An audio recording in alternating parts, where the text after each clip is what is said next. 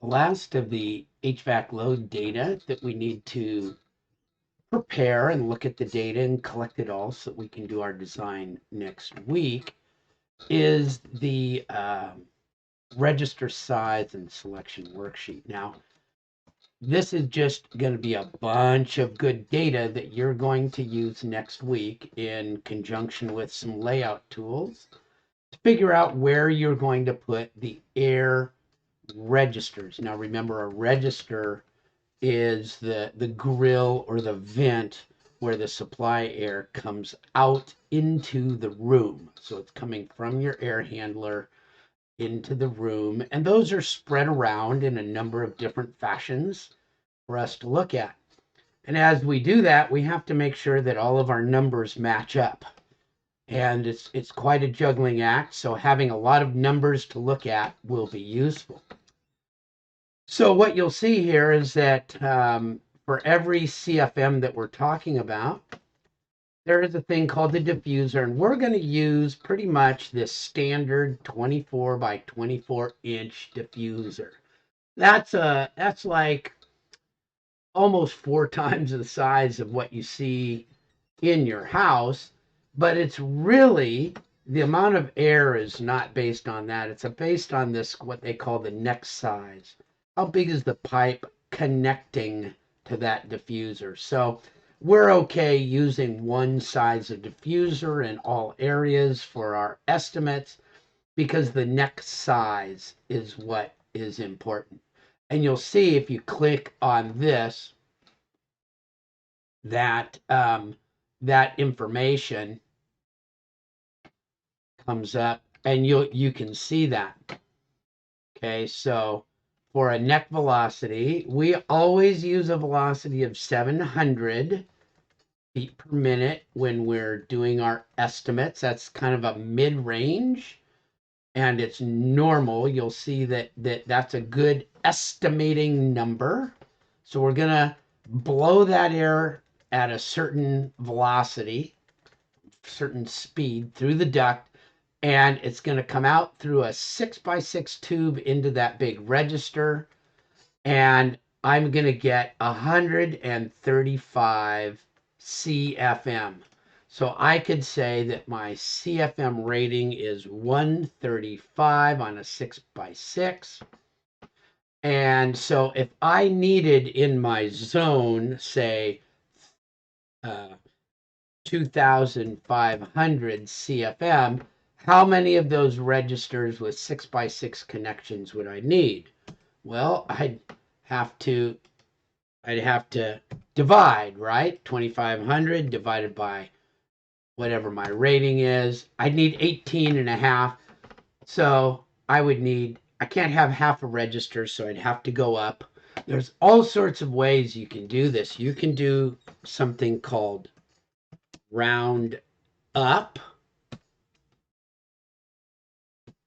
And it's hard to see that, but you can look up round up in the Excel, and that rounds it up. And then you're going to need this throw number. Okay, that throw number is how far the air will disperse. And so that's a radius. It'll disperse 7 feet away on all sides from that register. So I'm going to write 7 feet. And you'll see next week where these numbers all become important. So I would have to, if I needed 2,500 CFM in zone 1, you have to look that up from your Revit, right? You've got that in your load report already. For zone 1, as a matter of fact, you've got it right here, right? Peak CFM, you take that number right there and you put it in here, and this lets you calculate, and it lets you know how big that is. So if I went with an 8x8, you could see 8x8. Okay, so that's a 24-inch register, big square register with an 8-inch tube hooking to it to push the air into it. I'll get 245 CFM. 245. So how many registers would I need? Okay, I've got to get up to 2,500. So it equals 2,500 divided by how much in each one. And I want to do that round up again. I just type round up and put some parentheses around it. I need 11 for that. I need 19 of the 6x6. And I need 11 of those. And here my throw, another important, is 9 feet. So it'll go 9 feet all around. So that's how you do this. You're just going to fill this all out. Okay. Now this is what's nice. I can just copy that. And let's say my space 2 needed 125.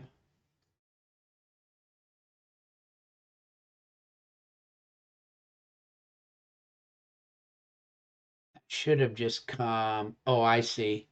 I've got some, I did the wrong ones here. 1, 2, 3. There we go. Okay, so once I've got it on one, I can just keep copying it to my others. Okay, so it's not a ton of work. You just do it once across here, and then you can literally just take that and copy, copy, copy as you go down. What you do need is to take your individual CFM data from your airflow handling and get it. Now here, this one I broke up into individual spaces. You'll have to go back to your report and look up the CFM for each one of those spaces, because those are individual little rooms. Remember, this is in the office area, and you've got the little conference room and all that kind of stuff. So this one, you're going to have to go look those up again. But once you've got this filled out all the way across here, you can just copy it right on down. Okay, and you can see I only need one diffuser there. All right. So there you go. Now, this round up number, sometimes you want to do round down or get nearest. So don't think that that's an automatic. You can look at that and make some adjustments as you see fit once you start doing your layout. So there you go. That's register size selection worksheet.